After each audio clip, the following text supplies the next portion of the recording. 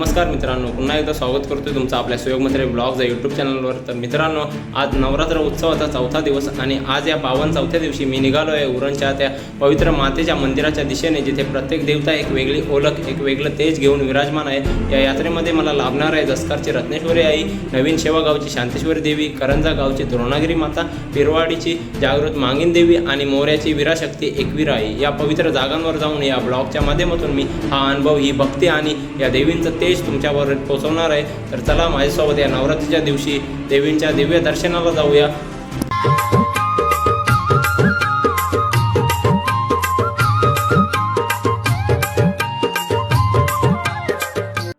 तर मित्रांनो, पाहू शकता आता पहिलंच दर्शन घेण्यासाठी आपण पोहोचलो आहोत रत्नेश्वरी देवीच्या मंदिराच्या पायथ्याजवळ। तर चला देवीचं दर्शन घेऊया।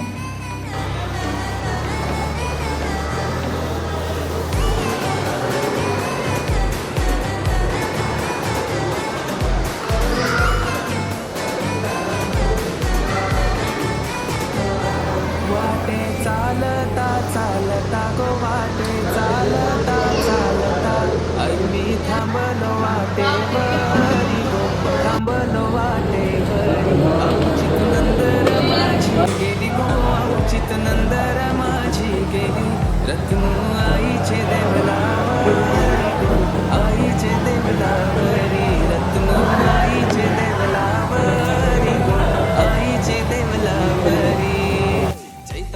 मित्रांनो, इथं पेंटिंग वगैरे बघू शकता तुम्ही।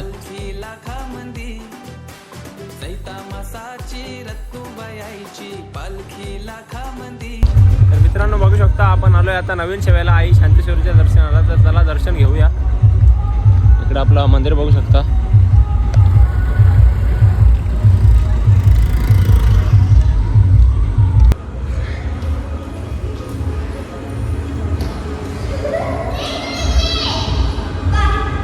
गर्दी पण मित्रांनो बघू शकता खूप कमी आहे। चौथा दिवस।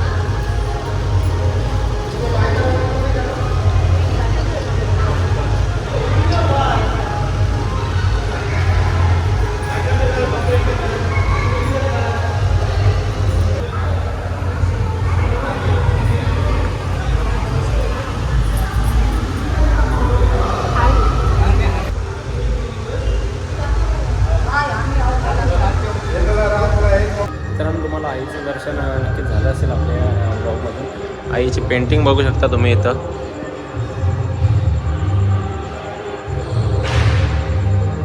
अजून काय इकडं तुम्हाला दाखवतो, हे पण खूप सुंदर वाटते। मित्रांनो, आता आपण निघालोय द्रोणागिरी मातेच्या दर्शनासाठी। तर मातेच्या नावाने एक नक्कीच छोटीशी कमेंट करायला विसरू नका आणि ब्लॉग जर आवडत असेल तर नक्कीच लाईक करा। पाहू शकता मित्रांनो, आता आपण मंदिराकडे पोहोचलो आहोत। भजन चालू आहे।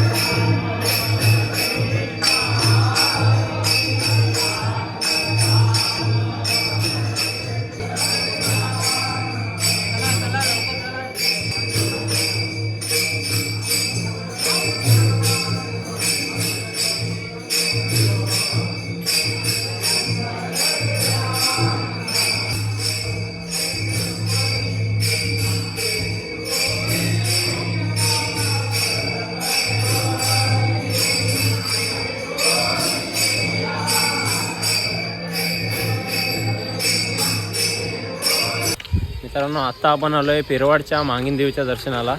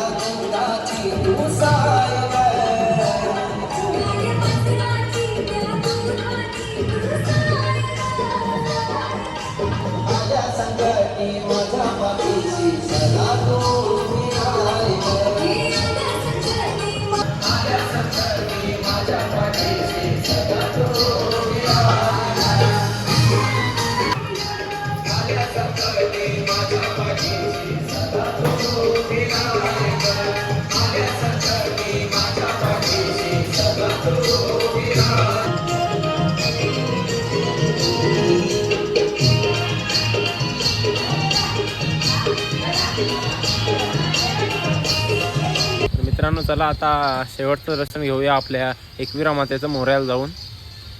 तर ब्लॉग आवडत असेल तर नक्कीच सबस्क्राईब करा चॅनल आणि लाईक करा आणि शेअर पण करा.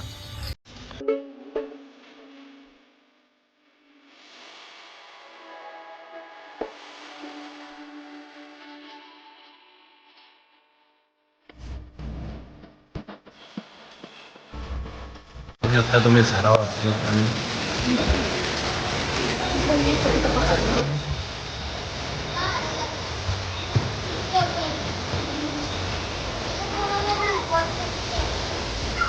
मंदिर बघू शकता मित्रांनो, खूप जुनं आहे आणि दगडाच्या आतमध्ये कोरलेलं आहे पूर्ण.